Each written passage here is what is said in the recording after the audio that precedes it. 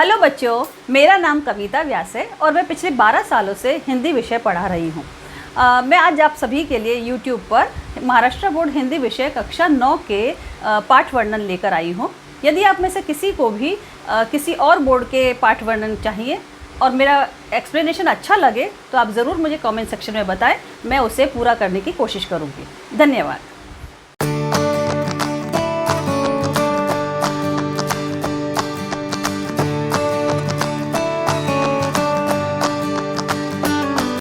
नमस्ते बच्चों, आज मैं कविता व्यास आप सभी के लिए महाराष्ट्र बोर्ड हिंदी विषय कक्षा 9वीं का पाठ वर्णन लेकर आई हूँ।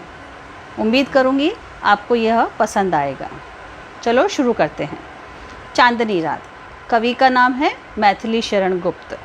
मैथिली शरण गुप्त जी ने इसमें मानव जीवन के सुंदर रचनाओं का वर्णन किया है। प्रस्तुत अंश पंचवटी खंड काव्य से लिया गया है। प्रकृति की छटा का सुंदर रूप बड़े ही माधुर्य के साथ व्यक्त किया हुआ है। चांदनी रात का मनोहारी वर्णन सुंदर शब्दों में चित्रित किया है। चारों चंद्र की चंचल किरणें खेल रही हैं जल थल में, स्वच्छ चांदनी बिछी हुई है अवनी और अंबर तल में। इसमें कवि बताते हैं कि चारों चंद्र की, चारों मतलब सुंदर, चंद्र मतलब चंद्रमा, चंद्रमा की सुंदर चंचल किरणें जल और थल में खेल रही हैं। स्वच्छ चांदनी बिछी हुई है अवनी और अंबर तल में। अवनी धरती, आकाश मतलब अंबर, अंबर से मतलब यहाँ पर आकाश से है। तो चारों तरफ धरती और आकाश में स्वच्छ चांदनी बिछी हुई है। पुलग प्रकट करती है धरती हरित तृणों की नोकों से, मानो झूम रहे हैं तरु भी मंद पवन के झोंकों से। कवि कहते हैं कि धरती भी, पृथ्वी, धरती यहाँ पर मतलब है पृथ्वी, धरती और पृथ्वी यहाँ पर समानार्थी शब्द हैं और पाठ में प्रश्न में कई बार पूछे जाते हैं। तो पृथ्वी और धरती अपनी खुशी को हरी घास की नोकों से प्रकट कर रही हैं और मानो झूम रहे हैं तरु भी मंद पवन के झोंकों से। और तरु मतलब पेड़, मंद पवन मतलब मीठी मीठी हवाएं, हवाओं के झोंकों से मानो पेड़ भी झूम रहे हों। क्या ही स्वच्छ चांदनी है यह, है क्या ही निस्तब्ध निशा, है स्वच्छंद सुगंध सुमंद गंध वह, निरानंद है कौन दिशा। कवि कहते हैं कि क्या ही, कितनी सुंदर स्वच्छ चांदनी है और यह निशा मतलब रात्रि, निस्तब्ध मतलब सन्नाटे से भरी हुई। यह रात्रि जो निस्तब्ध है, सन्नाटे से भरी हुई है और हवा भी स्वतंत्र स्वच्छंद रूप से घूम रही है और चारों दिशाएं, और ऐसी कौन सी दिशा होगी जो इसका आनंद नहीं ले रही होगी।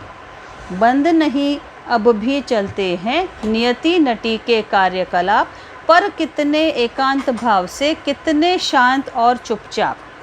कवि कहते हैं कि सारी दुनिया निस्तब्ध हो रही है लेकिन नियति के कार्य अब भी चलते रहते हैं। किस्मत के कार्य, नियति रूपी कार्य अब भी चलते रहते हैं।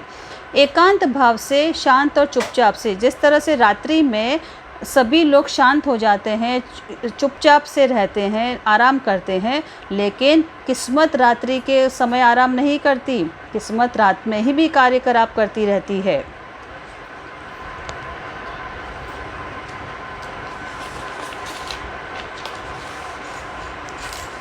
बिखेर देती वसुंधरा मोती सबके सोने पर, रवि बटोर लेता है उनको सदा सवेरा होने पर। वसुंधरा धरती, मोती सफ़ेद मोती, रवि सूर्य, सवेरा सुबह। तो इस पैराग्राफ में कवि कहते हैं कि धरती जो है रात्रि होने पर ओस रूपी मोती सभी जगह पर बिखेर देती है और सुबह होने पर, सवेरा होने पर सूर्य अपने किरणों के आंचल में सभी उन मोतियों को समेट लेता है और विरामदायनी अपनी संध्या को दे जाता है।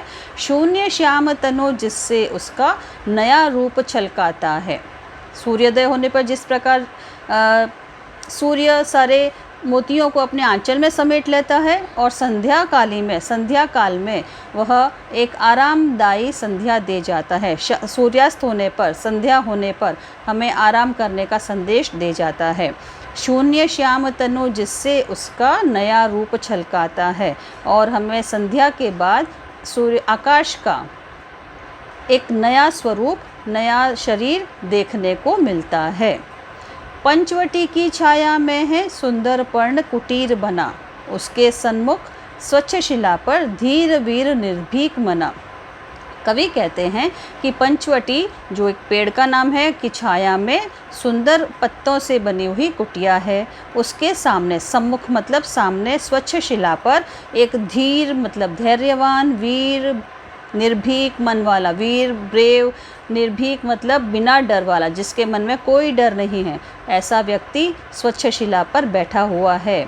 जाग रहा यह कौन धनुर्धर, जबकि भुवन भर सोता है, भोगी कुसुमायुध योगी सा बना दृष्टिगत होता है।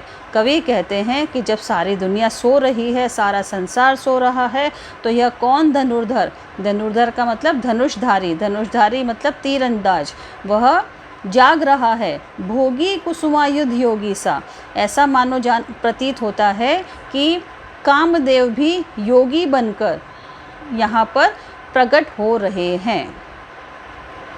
उम्मीद करती हूँ मेरा यह पाठ वर्णन आपको काफ़ी मददगार रहेगा। और अगर आपको इसमें कुछ डाउट है या कुछ आपको समझ में ना आए, या आप और कोई ऐसा विषय या पाठ आप मुझसे समझना चाहते हैं, वीडियो देखना चाहते हैं, तो मुझे कमेंट सेक्शन में आप ज़रूर लिख सकते हैं।